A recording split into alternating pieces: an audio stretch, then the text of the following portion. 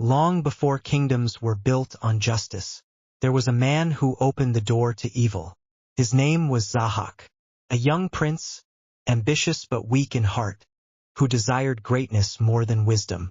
One day, in his thirst for power, he met a stranger, a man who whispered promises no human should ever hear. Power, glory, a throne that would belong to him alone.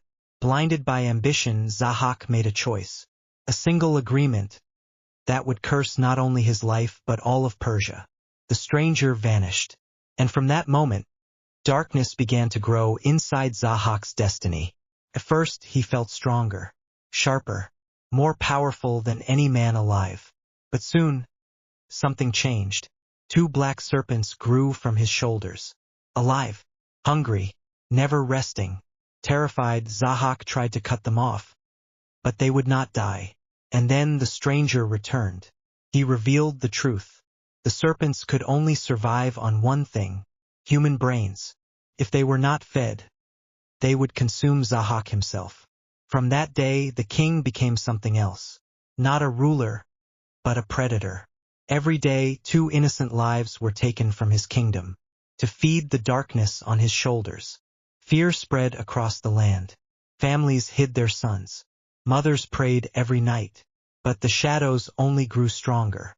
Zahhak built a throne of terror, and no one dared to speak against him. But in silence, something ancient was awakening. The spirit of resistance. In a small forge, a blacksmith named Kaveh was living a simple life. A father, a worker, a man of the people. Until the day Zahhak's soldiers came for his last remaining son. They said it was the king's law. Another sacrifice for the serpents. Kaveh had already lost many children to the same fate. This time, something inside him broke. He stood in front of the king's decree and tore it apart. Right in the heart of the royal court, the hall went silent. For the first time, someone had defied Zahhak. Kaveh raised his hammer and shouted, not just as a man, but as the voice of every broken family in Persia. He left the palace and raised his blacksmith's apron on a spear. It became a banner of rebellion, the symbol of hope. People began to gather behind it. Not soldiers, not nobles, but farmers, workers, and the forgotten. The fire of resistance spread across the land like lightning.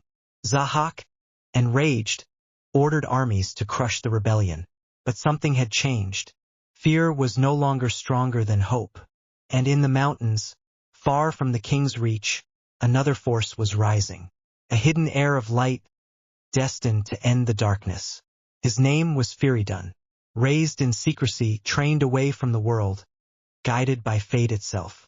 As Kaveh's rebellion grew, word of Feridun reached him. And the people saw something they had not seen in generations. A real chance to end the curse. The army of light began to form. The blacksmith's banner led them. The forgotten became warriors. And the kingdom of fear began to shake for the first time. Zahhak, sensing the collapse of his power, fell deeper into madness. The serpents on his shoulders grew restless, more violent than ever. Even his own palace felt like a prison of screams. Then came the final march. Feridun's army advanced toward the heart of darkness. The skies grew heavy. The world felt like it was holding its breath. And at last, the 2 forces collided. Light against darkness. Freedom against tyranny. The battle shook the land. But Zahhak was no ordinary king anymore. He was something corrupted, something almost immortal. Still, hope does not fight with fear. It outlasts it. Feridun broke through the palace defenses. Step by step, he reached the throne room. And there, for the first time, he saw Zahhak face to face. The king of serpents, the ruler of nightmares, the man who once chose power and lost his soul. A final battle erupted, not just of swords, but of fate itself. And in the end, Zahhak was defeated. But he could not be killed. The darkness inside him was too deep. So Feridun made a different choice.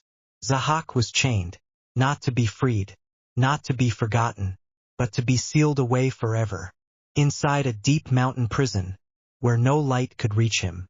And there, in eternal darkness, the king who once ruled the world became nothing more than a whisper in stone. The serpents remained, but they no longer fed on the world, only on silence. Peace slowly returned to Persia. And from that day forward, the story of Zahhak became a warning that power without wisdom becomes curse, and ambition without morality becomes destruction, but also a reminder that even the darkest kings can be brought down, when even the smallest people decide to rise. And it all began with a blacksmith and a banner of hope.